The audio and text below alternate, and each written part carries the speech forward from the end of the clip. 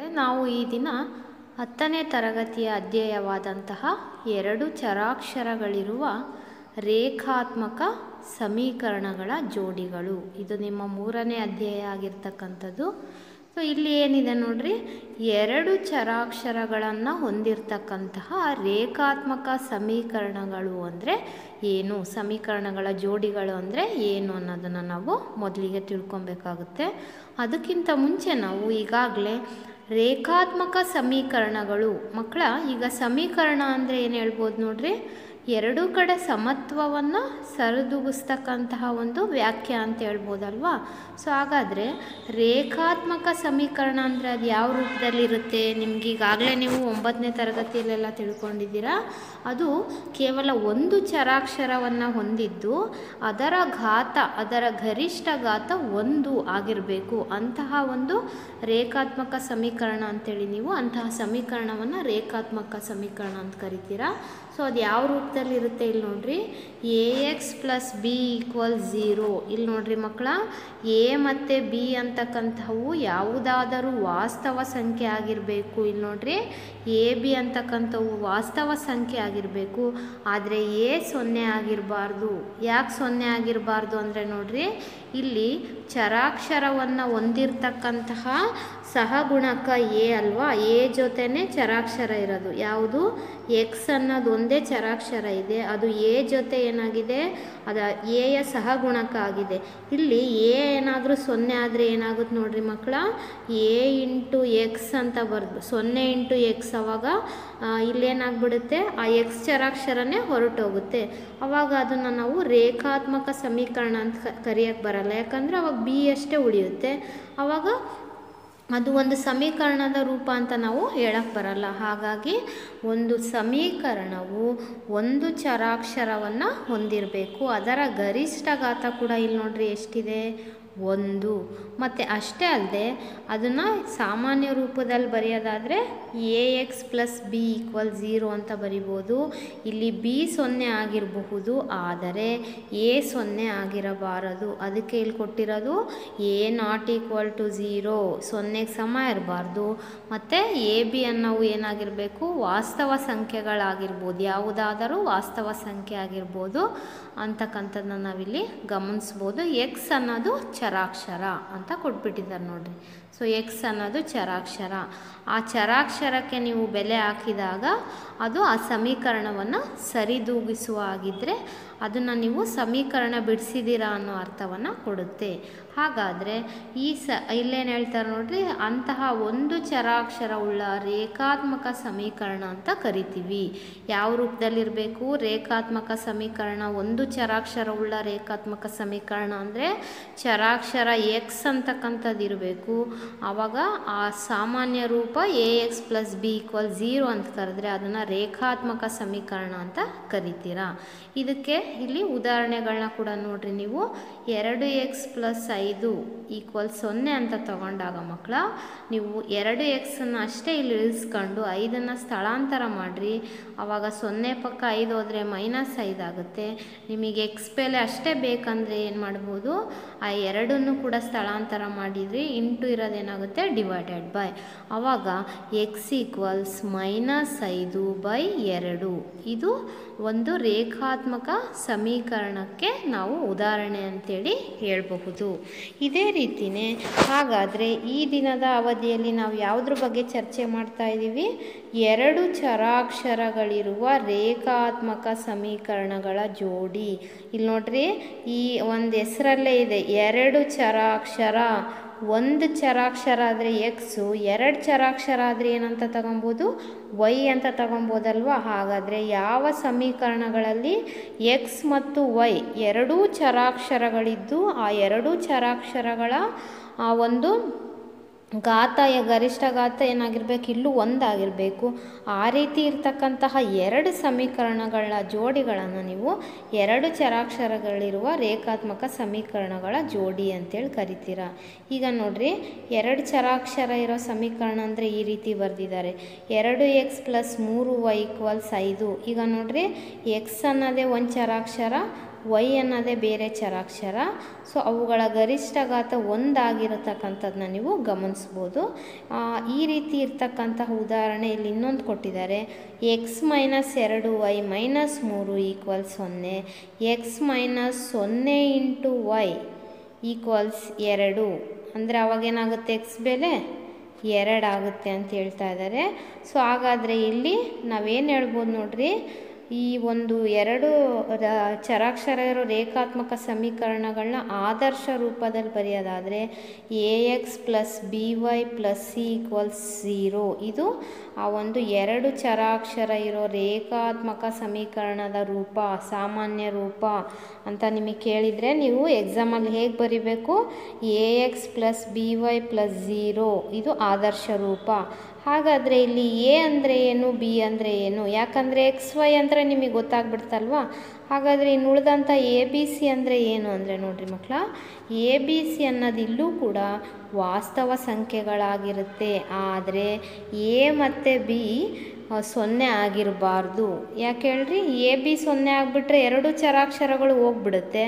ಅವಾಗ ಅದು ಎರಡು ಚರಾಕ್ಷರ ಇರೋ ಸಮೀಕರಣ ಆಗುತ್ತಾ, ಇಲ್ಲ. ಹಾಗಾಗಿ ಎ ಮತ್ತು ಬಿ ಈ ಎರಡೂ 0 ಅಲ್ಲದಿರುವ ಯಾವುದೇ ಸಮೀಕರಣವನ್ನು ನಾವೇನಂತ ಕರಿತೀವಿ, ಎರಡು ಚರಾಕ್ಷರ ಇರೋ ರೇಖಾತ್ಮಕ ಸಮೀಕರಣಗಳು ಅಂತ ಕರಿತೀವಿ. ಅದನ್ನು ಹೇಗೆ ಬಿಡಿಸೋದು ಅಂದರೆ ನೋಡ್ರಿ, ಎರಡೂ ಬದಿಗಳಲ್ಲೂ ಎಕ್ಸ್ ಒಂದು ಮತ್ತು ವೈಗೊಂದು ಎಂಬಂತೆ ನಾವು ಬೆಲೆಗಳನ್ನ ಕೊಟ್ಟಾಗ ಆವಾಗ ಅದು ಒಂದು ಬೆಲೆ ಸಮೀಕರಣದ ಪರಿಹಾರ ಅಂಥೇಳಿ ಕರಿತೀವಿ. ಅಂದರೆ ಸಮೀಕರಣದ ಪರಿಹಾರ ಇಲ್ಲೇನಾಗುತ್ತೆ, ಎಕ್ಸಿಗೊಂದು ಬೆಲೆ ಮತ್ತು ವೈಗೊಂದು ಬೆಲೆ ಕಂಡುಹಿಡಿದ್ಬಿಟ್ರೆ ಆವಾಗ ಒಂದು ಸಮೀಕರಣಕ್ಕೆ ಪರಿಹಾರ ಏನು ಅನ್ನೋದು ನಿಮಗೆ ಗೊತ್ತಾಗುತ್ತೆ. ಇದು ಅರ್ಥ ಆಯ್ತಲ್ವಾ. ಇಲ್ಲಿ a X plus B Y plus c ಅಂತ ಬರೆದ್ರೆ ಈಕ್ವಲ್ 0. ಇದು ಆದರ್ಶ ರೂಪ. ಯಾವುದ್ರದ್ದು, ಎರಡು ಚರಾಕ್ಷರ ಇರೋ ರೇಖಾತ್ಮಕ ಸಮೀಕರಣ. ಇಲ್ಲಿ ಚರಾಕ್ಷರ ಯಾವುವು, ಎಕ್ಸ್ ಮತ್ತು ವೈ. ಇನ್ನು ಉಳಿದಂತೆ ಎ ಬಿ ಸಿ ಏನು, ವಾಸ್ತವ ಸಂಖ್ಯೆ. ಆ ವಾಸ್ತವ ಸಂಖ್ಯೆಗಳಲ್ಲಿ ಎ ಬಿ ಅನ್ನೋವು ಮಾತ್ರ 0 ಆಗಿರಲೇಬಾರ್ದು. ಸಿ ಆದರೂ ಪರವಾಗಿಲ್ಲ, ಯಾಕಂದರೆ ಎ ಇಂಟು 0 ಬಿ ಇಂಟು 0 ಅಂದರೆ ಇದು 0 ಆಗಿ ಸಿ ಒಂದೇ ಉಳಿಯುತ್ತೆ. ಅವಾಗ ಅದು ಎರಡು ಚರಾಕ್ಷರ ಇರೋ ಸಮೀಕರಣ ಅನ್ನಿಸ್ಕೊಳಲ್ಲ. ಹಾಗಾಗಿ ನೆಕ್ಸ್ಟ್ ಹೋಗೋಣ. ಇದು ಅರ್ಥ ಆಯ್ತಲ್ವಾ. ಹಾಗಾದರೆ ಈ ಸಮೀಕರಣಗಳನ್ನ ನಾವು ಹಲವಾರು ರೀತಿಯಲ್ಲಿ ಬಿಡಿಸ್ಬೋದು. ಸಮೀಕರಣದ ಪ್ರತಿಯೊಂದು ಪರಿಹಾರವು ಅದನ್ನು ನೀವು ಸರಳ ರೇಖೆಯ ಮೇಲಿನ ಒಂದು ಬಿಂದು ಆಗಿರುತ್ತೆ ಅನ್ನೋದನ್ನು ಕೂಡ ಗಮನಿಸ್ಬೋದು. ನಾವು ಮುಂದೆ ಲೆಕ್ಕ ಮಾಡ್ತಾ ಹೋದಾಗೆಲ್ಲ ಸಮೀಕರಣಕ್ಕೆ ಪರಿಹಾರ ನೋಡ್ತಾ ಹೋಗ್ರಿ. ಆ ಪ್ರತಿಯೊಂದು ಪರಿಹಾರ ಕೂಡ ಏನನ್ನು ಪ್ರತಿನಿಧಿಸ್ತಿರುತ್ತೆ ಗೊತ್ತಾ, ಸರಳ ರೇಖೆಯ ಮೇಲಿನ ಒಂದು ಬಿಂದುವನ್ನು. ಯಾಕಂದರೆ ಎಕ್ಸ್ ಮತ್ತು ವೈ ಇದೆ ನೋಡ್ರಿ. ಹಾಗಾಗಿ ಎಕ್ಸ್ ಅಕ್ಷಕ್ಕೊಂದು ಬೆಲೆ, ವೈ ಅಕ್ಷಕ್ಕೊಂದು ಬೆಲೆ ನೀವು ಹಾಕ್ತಾ ಹೋದರೆ ಅದು ಸರಳ ರೇಖೆಯ ಮೇಲಿನ ಒಂದು ಬಿಂದುವನ್ನು ನಾವಲ್ಲಿ ಗಮನಿಸ್ತಾ ಹೋಗ್ಬೋದು. ಹಾಗಾದರೆ ಈ ಎರಡೂ ರೇಖಾತ್ಮಕ ಸಮೀಕರಣಗಳು ಎಕ್ಸ್ ಮತ್ತು ವೈಗಳೆಂಬ ಚರಾಕ್ಷರಗಳನ್ನು ಮಾತ್ರ ಹೊಂದಿದರೆ ಅಂತಹ ಸಮೀಕರಣಗಳನ್ನ ನೀವೇನಂತ ಕರಿಬೇಕು, ಎರಡು ಚರಾಕ್ಷರವಿರುವ ರೇಖಾತ್ಮಕ ಸಮೀಕರಣಗಳ ಜೋಡಿ ಅಂತೇಳಿ ಕರಿಬೇಕು. ಇದರ್ಥ ಆಯ್ತಲ್ವಾ. ಹಾಗಾದರೆ ಎಕ್ಸ್ ಮತ್ತು ವೈ ಎಂಬ ಎರಡು ಚರಾಕ್ಷರಗಳಿರುವ ರೇಖಾತ್ಮಕ ಸಮೀಕರಣಗಳ ಒಂದು ಜೋಡಿಯ ಸಾಮಾನ್ಯ ರೂಪ ಏನಂತ ಬರಿಬೋದು ಮಕ್ಕಳ. ಮೊದಲನೇದು ಅಂತ ತಗೊಂಡ್ರೆ a1x ಪ್ಲಸ್ b1y ಆಗಬೇಕಿದು, plus c1 equal 0, a2x plus b2y plus c2 equal 0 ಅಂತ ಬರ್ಕೊಳ್ರಿ. ಇಲ್ಲಿ a1 b1 c1 a2 b2 c2 ಇವೆಲ್ಲ ಏನಾಗಿರ್ತವೆ, ವಾಸ್ತವ ಸಂಖ್ಯೆಗಳು. ಇದರ್ಥ ಆಯ್ತಲ್ವಾ. ಮುಂದಿನ ಭಾಗಕ್ಕೆ ಹೋಗೋಣ. ಹಾಗಾದರೆ ಎರಡು ಚರಾಕ್ಷರಗಳಿರುವ ರೇಖಾತ್ಮಕ ಸಮೀಕರಣಗಳ ಜೋಡಿಗಳಿಗೆ ಉದಾಹರಣೆ ಹೇಳೋದಾದರೆ ನೋಡ್ರಿ, ಇಲ್ಲಿ ಮೊದಲನೇ ಸಮೀಕರಣ ನೋಡ್ರಿ, 2x plus 3y minus 7 0, 9x minus 2y plus 8 ಇವೆರಡು ಒಂದು ಜೋಡಿ, ಎರಡು ರೇಖಾತ್ಮಕ ಸಮೀಕರಣಗಳ ಒಂದು ಜೋಡಿ.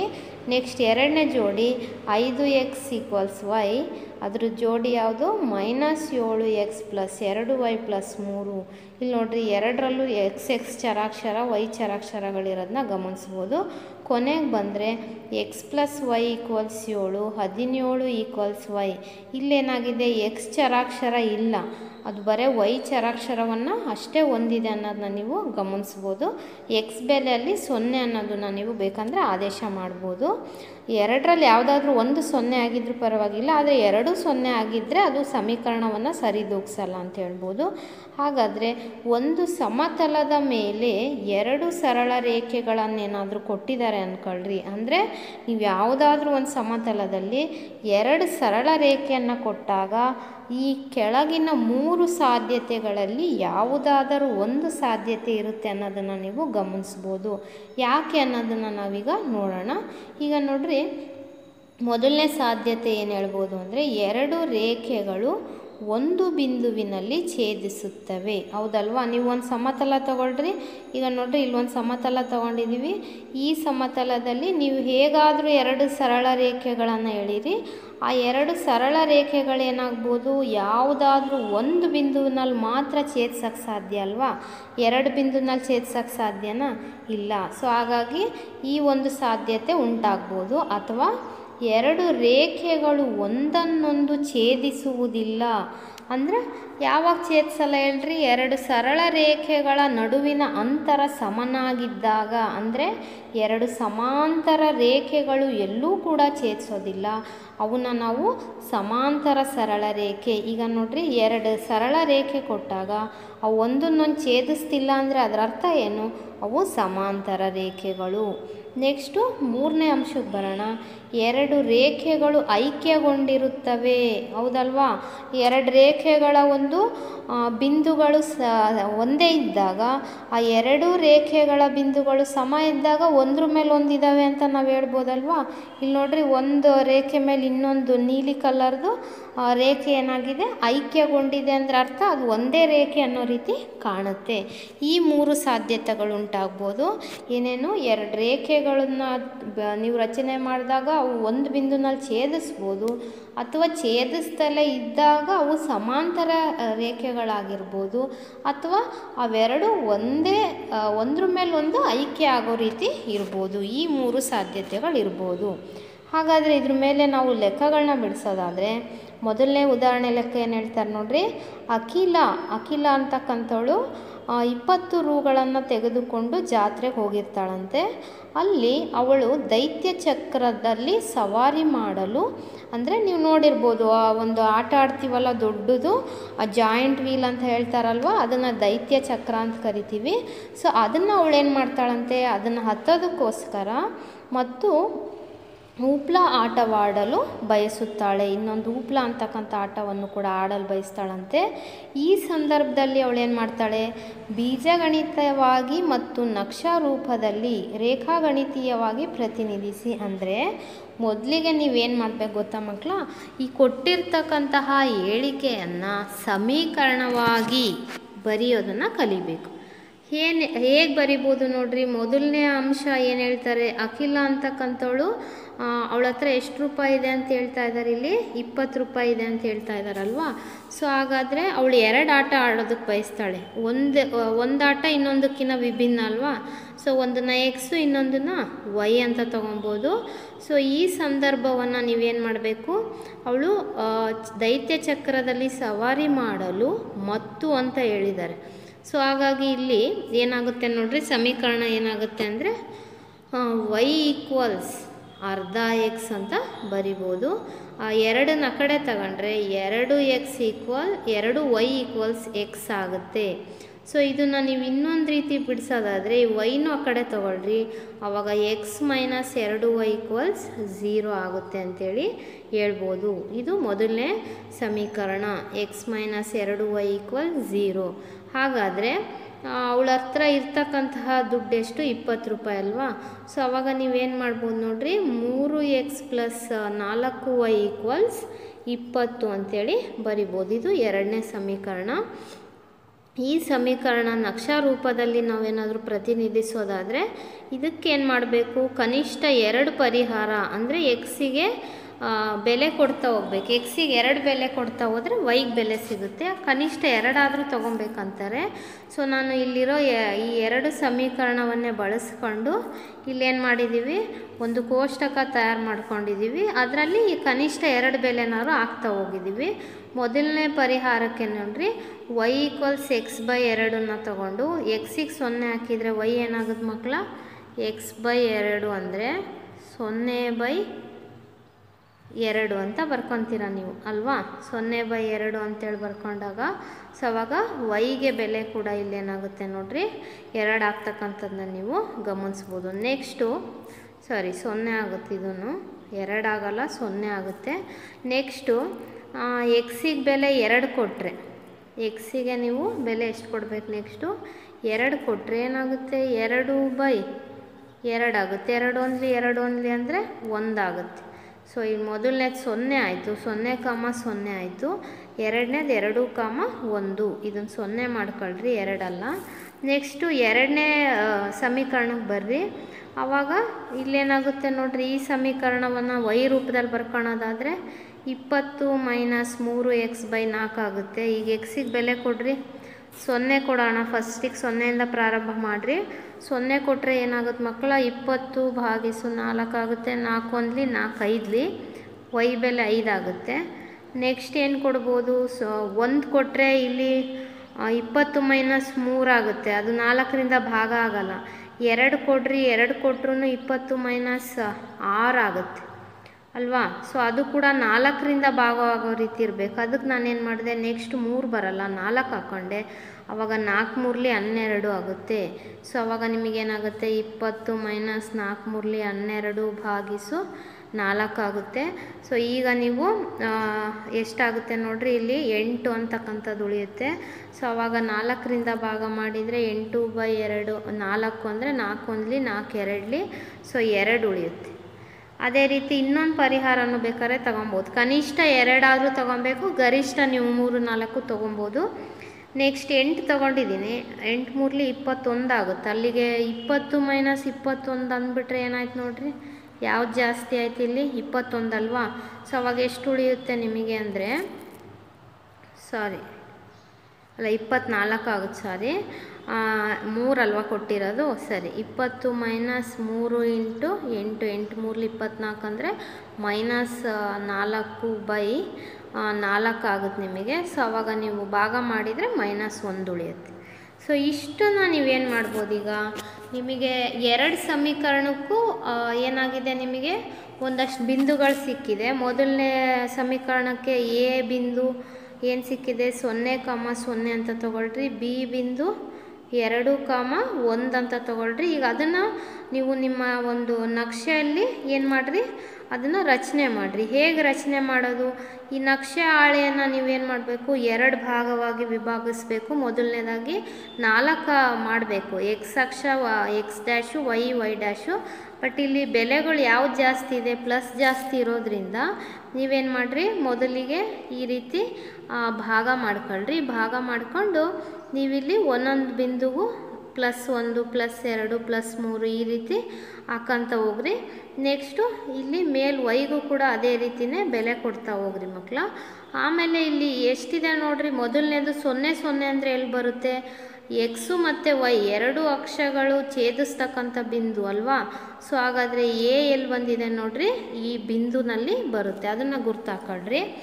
ನೆಕ್ಸ್ಟು ಬಿ 2,1 ಅಂದರೆ ಎಕ್ಸ್ನ ಬೆಲೆ 2 ಎಲ್ಲಿ ಬರುತ್ತೆ ನೋಡ್ರಿ, ಇಲ್ಲಿ ನೋಡ್ರಿ, ಇದು 1 ಸೆಂಟಿಮೀಟ್ರ್ ಅಂತ ತೊಗೊಂಡ್ರೆ 0ಇಂದ 1 ಇಲ್ಲಿ 2 ಇಲ್ಲಿ, ಮತ್ತು ವೈ ಬೆಲೆ 1 ಅಂದರೆ ಆ 2ರಿಂದ 1 ಅಂಶ ಮೇಲೆ ಹೋಗ್ರಿ.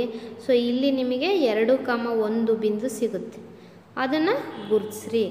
ಅದೇ ರೀತಿಯೇ ನೆಕ್ಸ್ಟು ಸಮೀಕರಣದಲ್ಲಿ ಎಷ್ಟು ಸಿಕ್ಕಿದೆ, 0,5 ಎಕ್ಸ್ ಬೆಲೆ 0 ಯಾವ ಒಂದು ಅಕ್ಷದ ಮೇಲಿರುತ್ತೆ, ವೈ ಅಕ್ಷದ ಮೇಲೆ ಇರುತ್ತಲ್ವಾ. ಸೊ ಹಾಗಾಗಿ ನೀವೇನು ಮಾಡಬೇಕು, ಎಕ್ಸ್ನ ಬೆಲೆ 0 ಅಂದಾಗ ಇಲ್ಲಿ ಮೇಲೆ ಹೋಗಬೇಕು.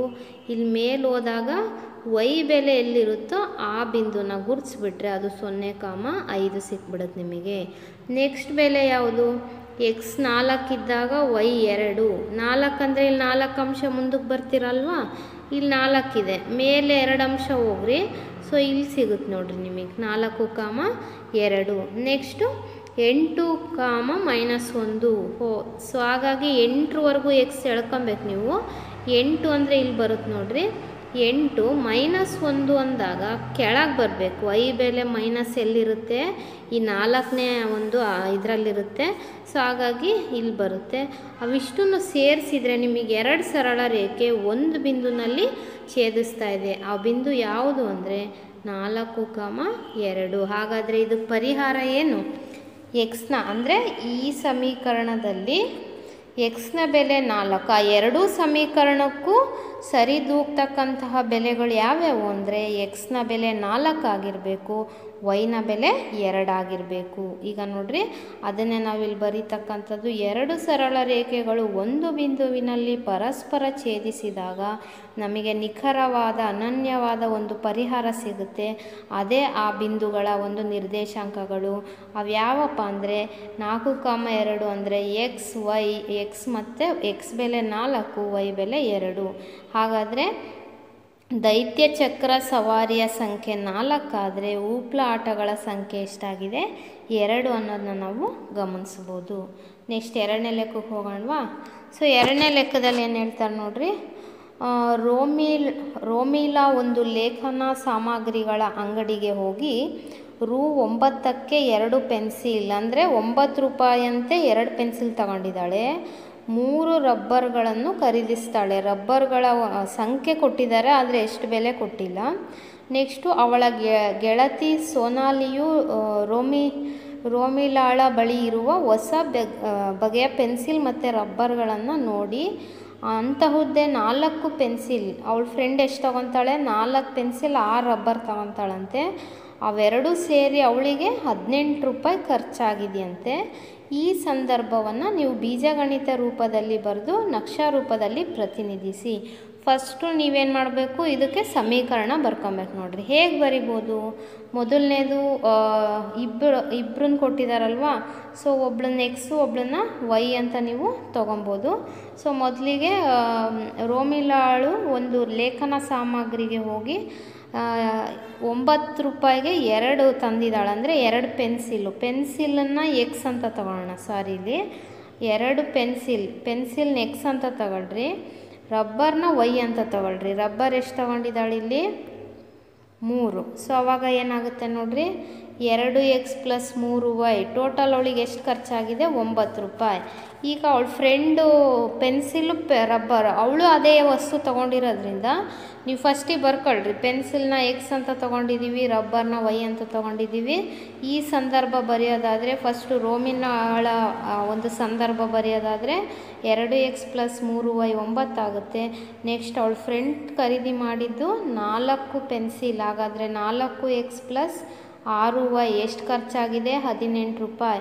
ಇದನ್ನು ನಾವು ಇನ್ನೂ ಕೂಡ ಬಿಡಿಸ್ಕೊಂಡು ಸರಳ ರೂಪಕ್ಕೆ ಬರೆಯೋದಾದರೆ ಇಲ್ಲಿ ನೋಡ್ರಿ, 3ಅನ್ನಷ್ಟೇ ಇಟ್ಕೊಂಡು ಇನ್ನುಳಿದಂಥ ಎಕ್ಸ್ ಈ ಕಡೆ ತರ್ರಿ. ಅವಾಗೇನಾಗುತ್ತೆ? 3y = 9 - 2x. ಈಗ ಬರೀ ವೈ ರೂಪದಲ್ಲಿ ಬರ್ಕೊಳೋದಾದರೆ ಸಮೀಕರಣನ 9 - 2x ಇಂಟು ಇರೋದೇನಾಗುತ್ತೆ ಇಲ್ಲಿ /3. ಅದೇ ರೀತಿ 2ನೇ ಸಮೀಕರಣನೂ ಬರ್ಕೊಬೋದಲ್ವಾ? ಬರೆಯೋ ಉದ್ದೇಶ ಏನಂದರೆ ನಕ್ಷಾ ರೂಪದಲ್ಲಿ ನಮಗೆ ಬೆಲೆ ಕಂಡುಹಿಡಿಯೋಕ್ಕೆ ಈಸಿ ಆಗುತ್ತೆ. ಸೊ 2ನೇ ಸಮೀಕರಣನೂ ಬರೆಯೋದಾದರೆ 6y ಅಲ್ಲಿ ಇಟ್ಕೊಂಡು 18 - 4x ಆಗುತ್ತೆ. y = 18 - 4x/6 ಈ ಕಡೆ ತಂದರೆ /6 ಆಗುತ್ತೆ. ಈಗ ಇವಕ್ಕೆ 2 ಆದರೂ ಕನಿಷ್ಠ ಬೆಲೆ ಆಗ್ತಾ ಬರ್ರಿ. 2 ಸಮೀಕರಣಕ್ಕೂ ಒಂದೊಂದು ಕೋಷ್ಟಕ ರಚನೆ ಮಾಡ್ಕೊಳ್ರಿ ಈ ರೀತಿ. ಅದರಲ್ಲಿ ನಾನೇನು ಮಾಡಿದ್ದೀನಿ, ಮೊದಲನೇದಾಗಿ 0 ಅಂದರೆ ಬೆಲೆ ಕೊಡೋದು ಯಾವಾಗಲೂ 0ಇಂದ ಪ್ರಾರಂಭ ಮಾಡಿರಿ, ಆವಾಗ ನಿಮಗೆ ಸುಲಭವಾಗಿ ಸಿಕ್ಬಿಡುತ್ತೆ. ಈಗ ಈ ಸಮೀಕರಣದಲ್ಲಿ 0 ಹಾಕ್ಬೇಕು ನೀವು. ಯಾವುದು? y = 9 - 2x/3. ಈಗ ಎಕ್ಸಿಗೆ ಬೆಲೆ 0 ಕೊಟ್ಟರೆ ಇದಿಷ್ಟು 0 ಆಗುತ್ತಾ? ಅವಾಗೇನು ಉಳಿಯುತ್ತೆ? 9/3, 3 3 ಹಾಗಾದರೆ ಎಕ್ಸಿಗೆ 0 ಕೊಟ್ಟಾಗ ವೈ ಬೆಲೆ 3 ಬರುತ್ತೆ. ಹಾಗಾದರೆ ಒಂದು ಬಿಂದು ಸಿಕ್ತು ನಿಮಗೆ. ಎಷ್ಟು? ಎಕ್ಸ್ನ ನಿರ್ದೇಶಾಂಕ 0, ವೈ 3. ನೆಕ್ಸ್ಟ್ ಬರ್ರಿ, ನೆಕ್ಸ್ಟು 1 ಹಾಕಿದರೆ ಬರಲ್ಲ ನೋಡ್ರಿ, ಯಾಕಂದರೆ 9 - 2 2, 9 - 2 ಅಲ್ಲಿ ನಿಮಗೆ 7 ಆಗುತ್ತೆ. 3ರಿಂದ ಭಾಗ ಆಗುತ್ತಾ? ಇಲ್ಲ. ನೆಕ್ಸ್ಟ್ 2 ಕೊಟ್ಟರೆ 9 ಮೈನಸ್ 4 5 ಉಳಿಯುತ್ತೆ. 5 3ರಿಂದ ಭಾಗ ಆಗಲ್ಲ. ಸೊ ಅದಕ್ಕೆ ನಾನೇನು ಮಾಡಿದ್ದೀನಿ, ನೆಕ್ಸ್ಟ್ 3ಕ್ಕೆ ಹೋಗಿದ್ದೀನಿ. ಸೊ ಆವಾಗ ಏನಾಗುತ್ತೆ ನೋಡಿರಿ, 9 ಮೈನಸ್ 2 ಇಂಟು 3 ಭಾಗಿಸು 3. 9 ಮೈನಸ್ 3 2ಲಿ 6/3. ಉಳಿದಿದ್ದೇನೀಗ 3/3. 3 ಸೊ 3 ಕೊಟ್ಟರೆ ವೈಗೆ ಬೆಲೆ ಎಷ್ಟು ಸಿಗ್ತಾ ಇದೆ, 1. ನೆಕ್ಸ್ಟ್ ಬಿಂದು ನಿಮಗೆ ಸಿಕ್ತು 3, 1. ಅದೇ ರೀತಿ ನೆಕ್ಸ್ಟ್ ಎಷ್ಟು ಕೊಡ್ರಿ, 4 ಬರಲ್ಲ, ಯಾಕೆ 3ರಿಂದ ಭಾಗ ಆಗಲ್ಲ. 5 ಬರಲ್ಲ, 6 ತಗೊಬೋದು.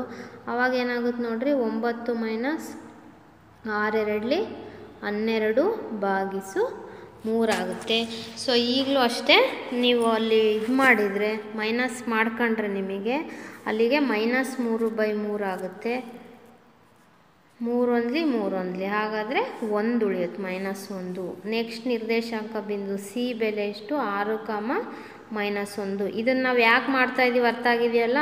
ಬರೇ ಸಮೀಕರಣ ಬರೀರಿ ಅಂದರೆ ನೀವು ಸಮೀಕರಣ ಬರಿಬೋದು ಅಷ್ಟೇ. ಇದನ್ನು ನಕ್ಷಾ ವಿಧಾನದಲ್ಲಿ ಗುರುತಿಸ್ರಿ ಅಂದಿರೋದಕ್ಕೋಸ್ಕರ ನಕ್ಷಾ ವಿಧಾನದಲ್ಲಿ ಗುರುತಿಸಿದಾಗ 2 ಸರಳ ರೇಖೆ ಬರುತ್ತೆ, ಅವೆರಡು ಛೇದಿಸ್ತಾವೋ ಇಲ್ಲ ನೋಡ್ಬೇಕು ನೀವು. ಛೇದಿಸಿದರೆ ಈ ಒಂದು ಸಮೀಕರಣಕ್ಕೆ ಪರಿಹಾರ ಇದೆ ಅನ್ನೋದನ್ನ ನಾವು ಗಮನಿಸ್ಬೋದು. ಹಾಗಾಗಿ ಈಗ ನೆಕ್ಸ್ಟ್ ಕೋಷ್ಟಕಕ್ಕೆ ಹೋಗೋಣ. ಇದರಲ್ಲೂ ಅಷ್ಟೇ ನಾನೇನು ಮಾಡಿದ್ದೀನಿ, ಬೆಲೆ ಹಾಕ್ತಾ ಹೋಗಿದ್ದೀನಿ. ಗೊತ್ತಾಗಿದೆ ಅಲ್ವಾ, 18 ಮೈನಸ್ 4 ಇಂಟು 0 ಆಗುತ್ತೆ.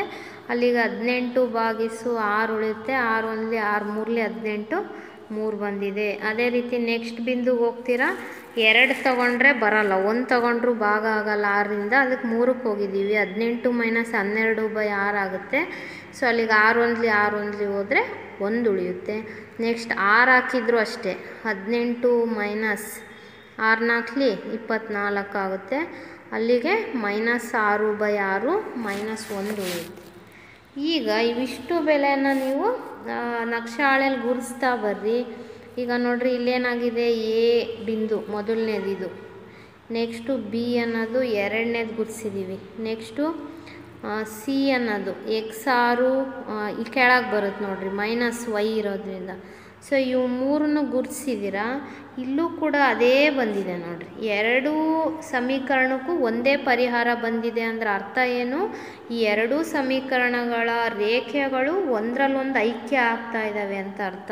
ಸೊ ಹಾಗಾದರೆ ಒಂದರಲ್ಲೊಂದು ಐಕ್ಯ ಆಗಿದ್ದಾವೆ ಅಂದರೆ ಇಲ್ಲೇನಾಗಿರುತ್ತೆ ಅಂದರೆ ಈ ಸಮೀಕರಣಕ್ಕೆ ಅಪರಿಮಿತ ಸಂಖ್ಯೆಯ ಪರಿಹಾರಗಳಿವೆ. ಅಂದರೆ ಒಂದೇ ಅಂತ ಹೇಳಕ್ಕೆ ಬರಲ್ಲ ನೀವು, ಇದಕ್ಕೆ ಅಪರಿಮಿತ ಎಣಿಸಕ್ಕೆ ಆಗದಲ್ಲೇ ಇರೋಷ್ಟು ಪರಿಹಾರ ಇದೆ. ಯಾವಾಗ ನೀವು 2 ಸಮೀಕರಣವನ್ನು ಬಿಡಿಸ್ತಾ ಬಂದು ನಕ್ಷಾ ವಿಧಾನದಲ್ಲಿ ಗುರುತಿಸಿದಾಗ 2 ಸಮೀಕರಣಗಳ ಒಂದು ರೇಖೆಗಳು ಒಂದನ್ನೊಂದು ಛೇದಿಸಿದರೆ, ಒಂದು ಬಿಂದುನಲ್ಲಿ ಛೇದಿಸಿದರೆ ಅದು ಪರಿಹಾರ ಒಂದಿರುತ್ತೆ. ಅವೆರಡು ಒಂದರಲ್ಲೊಂದು ಐಕ್ಯ ಆದರೆ ಅದಕ್ಕೆ ಅಪರಿಮಿತ ಪರಿಹಾರ ಇರುತ್ತೆ ಅನ್ನೋದನ್ನ ನೀವು ಗಮನಿಸ್ಬೋದು. ಇದು ಅರ್ಥ ಆಯ್ತಲ್ವಾ. ನೆಕ್ಸ್ಟ್ 3ನೇ ಲೆಕ್ಕಕ್ಕೆ ಹೋಗೋಣ. 2 ಹಳ್ಳಿಗಳನ್ನು ಕೊಟ್ಟಿದ್ದಾರೆ, x + 2y - 4 0. ಇಲ್ಲಿ ಅವರೇ ಸಮೀಕರಣ ಕೊಟ್ಬಿಟ್ಟಿದ್ದಾರೆ. ಈ ಸಂದರ್ಭವನ್ನು ರೇಖಾಗಣಿತವಾಗಿ ಪ್ರತಿನಿಧಿಸಿ ಅಂತ ಕೊಟ್ಟಿದ್ದಾರೆ. ಸೊ ಇಲ್ಲೂ ಅಷ್ಟೇ ನೀವೇನು ಮಾಡಬೇಕು, ಸಮೀಕರಣ ಕೊಟ್ಟಿದ್ದಾರೆ, ಎಕ್ಸಿಗೆ ವೈಗೆ ಬೆಲೆ ಕಂಡುಹಿಡಿಬೇಕು. ಹಾಗಾಗಿ y ರೂಪದಲ್ಲೇ ಬರ್ಕೊಬೇಕು. ಮೊದಲನೇ ಸಮೀಕರಣ ಬರ್ಕೊಳ್ಳೋಣ. x + 2y 4 ಪಕ್ಕ x ತಗೊಂಡೋಗ್ರಿ, ಆವಾಗ -x ಆಗುತ್ತಲ್ವ. ಪ್ಲಸ್ ಇರೋದು ಈಕ್ವಲ್ಸಿಂದ ಈ ಕಡೆ ಹೋದರೆ ಆವಾಗ 2y 4 ಅಲ್ಲಿ ನಿಮಗೆ 2 ಕೂಡ ಬೇಡ, ಆವಾಗ ವೈನು ಕೆಳಗೆ ತಗೊಂಬರ್ಬೋದು. ಇಂಟು ಇರೋದು 4 - x/2 ಆಗುತ್ತೆ. ಇದಕ್ಕೊಂದು ಕೋಷ್ಟಕ ತಯಾರು ಮಾಡ್ಕೊಂಡಿದ್ದೀವಿ. ಸೊ ಹೇಗೆ ಕೋಷ್ಟಕ ತಯಾರು ಮಾಡಿದ್ದೀರಾ ನೋಡ್ರಿ, ಆ ಸಮೀಕರಣದಲ್ಲಿ ಬೆಲೆ ಹಾಕಬೇಕು ನೀವು. ಫಸ್ಟ್ 0ಯಿಂದ ಪ್ರಾರಂಭ ಮಾಡಿರಿ. 0 ಆದರೆ ಇದಿಷ್ಟು 0 ಆಗುತ್ತೆ, 2 1 2 2. ಹಾಗಾದರೆ x 0 ಆದರೆ y 2 ಸಿಕ್ಬಿಡ್ತು. ಅಲ್ಲಿಗೆ 0, 2 ಮೊದಲನೇ ಬಿಂದು. ನೆಕ್ಸ್ಟು 1 ಕೊಟ್ಟರೆ ಬರಲ್ಲ, 4ರಾಗ 1 ಹೋದರೆ 3, 2ರಿಂದ ಭಾಗ ಆಗಲ್ಲ. ನೆಕ್ಸ್ಟ್ 2 ಕೊಟ್ಟರು ಬರಲ್ಲ, ಸರಿನಾ. 4 - 2/2 1 ಸಿಗುತ್ತೆ, ಬರ್ಕೊಬೋದು ಅದನ್ನು. ನೆಕ್ಸ್ಟು 3 ಕೊಟ್ಟರೆ ಬರಲ್ಲ, ಇನ್ನೊಂದು ಬಿಂದು ಇಲ್ಲಿ ಸೇರಿಸ್ಬೋದು ನೀವು, 2 2 ಬರುತ್ತೆ. ನೆಕ್ಸ್ಟ್ 3 ಕೊಟ್ಟರೆ ಬರಲ್ಲ, 4 ತೊಗೊಂಡಿದ್ದೀನಿ. 4 - 4 ಅಂದರೆ 0/2 ಆಗುತ್ತೆ, ಅಲ್ಲಿ 0 ಆಗುತ್ತೆ. ಅಲ್ಲಿ 3 ಬಿಂದುಗಳನ್ನ ಕೂಡ ನೀವು ಗುರ್ಸ್ಕೊಬೋದು. ಇನ್ನೊಂದು ಯಾವುದು 2, 2 ಇದನ್ನು ಸೇರಿಸ್ಕೊಬೋದು. ನೆಕ್ಸ್ಟ್ ಸಮೀಕರಣಕ್ಕೆ ಬರ್ರಿ. ಇವನ್ನ ಎ ಬಿ ಅಂತೇಳಿ ಕರೆದ್ಬಿಡೋಣ. ಈ ಬಿಂದುಗಳನ್ನ ಎ ಬಿ ಸಿಕ್ಬಿಟ್ಟಿದೆ ನಮಗೆ. ನೆಕ್ಸ್ಟ್ ಸಮೀಕರಣನ ಸಿ ಡಿ ಅಂತ ಬರ್ಕೊಳ್ಳೋಣ. ಸೊ ಇಲ್ಲಿ ಎರಡನೇ ಸಮೀಕರಣ ಏನಿದೆ, 2x + 4y 12. ಅದನ್ನೇನು ಮಾಡಿರಿ, 4y ಹಾಗೆ ಇರಲಿ, 12 ಪಕ್ಕ ಎಕ್ಸ್ ತಗೊಳ್ರಿ, ಪ್ಲಸ್ ಇರೋದೇನಾಗುತ್ತೆ -2x ಆಗುತ್ತೆ. ಆವಾಗ y = 12 - 2x ಭಾಗಿಸು 4 ಅಂತ ಬರ್ಕೊಬೋದಲ್ವಾ. ಇಲ್ಲಿ ನೋಡ್ರಿ, ಈಗ ಇದಕ್ಕೆ ಬೆಲೆ ಕೊಡ್ತಾ ಹೋಗ್ರಿ. ಮೊದಲಿಗೆ 0 ಕೊಡ್ರಿ, ಆವಾಗ 12/4 ಆಗುತ್ತೆ ಅಲ್ವಾ. ಸೊ ಆವಾಗ ನೀವೇನು ಮಾಡ್ಬೋದು, 0 ಕೊಟ್ಟಾಗ 4 1 4 3 ಆಗುತ್ತೆ, ಆವಾಗ 3 ಬರುತ್ತೆ. 0 ಕೊಟ್ಟರೆ 3 ಬರುತ್ತೆ. ನೆಕ್ಸ್ಟು ಇನ್ಯಾವ ಬೆಲೆಗಳ್ನೂ ಬೇಕಾದ್ರೆ ಇಲ್ಲಿ ಸೇರಿಸ್ಕೊಬೋದು. ಬರೋಂಥವು 1 ಕೊಟ್ಟರೆ ಬರೋದಿಲ್ಲ. 1 ಕೊಟ್ಟರೆ 12 - 2 10/4 ಬರೋಲ್ಲ. ನೆಕ್ಸ್ಟು 2 ಕೊಟ್ಟರೆ 12 - 4 ಇದು ಕೂಡ ನಿಮಗೆ ಸರಿ ಹೊಂದಲ್ಲ. ಸೊ ಈ ರೀತಿ ಬೆಲೆ ಹಾಕ್ತಾ ಹೋಗ್ರಿ. ನಾನು ಕೊನೆಗೆ 6 ತೊಗೊಂಡಿದ್ದೀನಿ, ಯಾಕಂದರೆ 6 2 12, 12 - 12 0 ಆಗುತ್ತೆ. ಸೊ ಹಾಗಾಗಿ 6 ತಗೊಂಡ್ರೆ 0 ಆಗುತ್ತೆ. ಈಗ ನೋಡಿರಿ, ಈ 2 ಸಮೀಕರಣಕ್ಕೆ ನೀವು ನಕ್ಷೆ ಹಾಕಿ ನೋಡಿರಿ. ಈ ರೀತಿ 2 ಸರಳ ರೇಖೆಗಳು ಸಮಾಂತರ ಬರ್ತಾವೆ, ಛೇದಿಸೋದಿಲ್ಲ. ಸೊ ಹಾಗಾದರೆ ಸಮಾಂತರ ಇದ್ದಾಗ ಅವುಗಳಿಗೆ ಪರಿಹಾರ ಇರುತ್ತೋ ಇಲ್ವೋ ಅನ್ನೋದನ್ನು ನಾವು ಗಮನಿಸೋದಾದರೆ, ಇಲ್ಲಿ ನೋಡ್ರಿ, 2 ಸರಳ ರೇಖೆಗಳು ಪರಸ್ಪರ ಸಮಾಂತರವಾಗಿದ್ದಾಗ ಅದಕ್ಕೆ ಯಾವುದೇ ಪರಿಹಾರ ಇರಲ್ಲ. ಯಾಕೆ ಹೇಳ್ರಿ, ಅವೆಲ್ಲೂ ಕೂಡ ಛೇದಿಸೋದಿಲ್ಲ ಒಂದನ್ನೊಂದು. ಹಾಗಾಗಿ ಎಕ್ಸಿಗೆ ವೈಗೆ ಸಾಮಾನ್ಯ ಬೆಲೆ ಸಿಗೋಕ್ಕೆ ಸಾಧ್ಯನಾ ಇಲ್ಲ. ಹಾಗಾಗಿ 2 ಸಮೀಕರಣಗಳ ನಕ್ಷಾ ವಿಧಾನ ನೀವು ಗಮನಿಸಿದಾಗ ಆ 2 ಸರಳ ರೇಖೆಗಳು ಒಂದನ್ನೊಂದು ಛೇದಿಸಿದರೆ ಒಂದು ಬಿಂದುನಲ್ಲಿ ಅದಕ್ಕೆ ಒಂದೇ ಪರಿಹಾರ ಇರುತ್ತೆ. ಅವೆರಡು ಸರಳ ರೇಖೆಗಳು ಒಂದರಲ್ಲೊಂದು ಐಕ್ಯ ಆದರೆ ಅಪರಿಮಿತ ಪರಿಹಾರ ಇರುತ್ತೆ. ಎರಡು ಸರಳ ರೇಖೆಗಳು ಎಲ್ಲೂ ಛೇದಿಸ್ದಲೇ ಸಮಾಂತರ ಆಗಿದ್ದರೆ ಅದಕ್ಕೆ ಯಾವುದೇ ಪರಿಹಾರ ಇಲ್ಲ. ಈ 3 ಅಂಶ ನೋಡ್ರಿ ಬಹಳ ಮುಖ್ಯ ನಿಮಗೆ. ಸೊ ಹಾಗಾದರೆ ಮಕ್ಕಳ, ನಾವು ಈ ದಿನದ ಒಂದು ಅವಧಿಯಲ್ಲಿ 2 ಚರಾಕ್ಷರ ಇರೋ ರೇಖಾತ್ಮಕ ಸಮೀಕರಣ ಅಂದರೆ ಏನು ಅನ್ನೋದನ್ನು ತಿಳ್ಕೊಂಡ್ವಿ. ಅವುಗಳ ಸಾಮಾನ್ಯ ರೂಪ ax + by + c ಅಂತ ಬರಿಬೋದು =0 ಅಂತೇಳಿ ಹೇಳಿದ್ವಿ. ಸೊ ನಂತರ ಆ ಸಮೀಕರಣಗಳಿಗೆ ನೀವು ಒಂದು ಹೇಳಿಕೆ ಕೊಟ್ಟಾಗ ಸಮೀಕರಣ ಹೇಗೆ ಬರೆಯೋದು, ಸಮೀಕರಣ ಬರೆದಾದ್ಮೇಲೆ ಎಕ್ಸ್ಗೆ ವೈಗೆ ಬೆಲೆ ಹೇಗೆ ಎಷ್ಟಿದೆ ಅನ್ನೋದನ್ನು ಹೇಗೆ ತಿಳ್ಕೊಳೋದು ಅನ್ನೋದನ್ನು ನೀವು ಗಮನಿಸಿದ್ದೀರಾ. ಮುಂದಿನ ಅವಧಿಯಲ್ಲಿ ನಾವು ಇದ್ರ ಬಗ್ಗೆ ಇನ್ನಷ್ಟು ವಿಚಾರವನ್ನು ತಿಳ್ಕೊಳ್ಳೋಣ ಅಂತ ಹೇಳ್ತಾ ನಾನು ಈ ಅವಧಿಯನ್ನು ಇಲ್ಲಿಗೆ ಮುಕ್ತಾಯಗೊಳಿಸ್ತಾ ಇದ್ದೀನಿ. ಧನ್ಯವಾದಗಳು.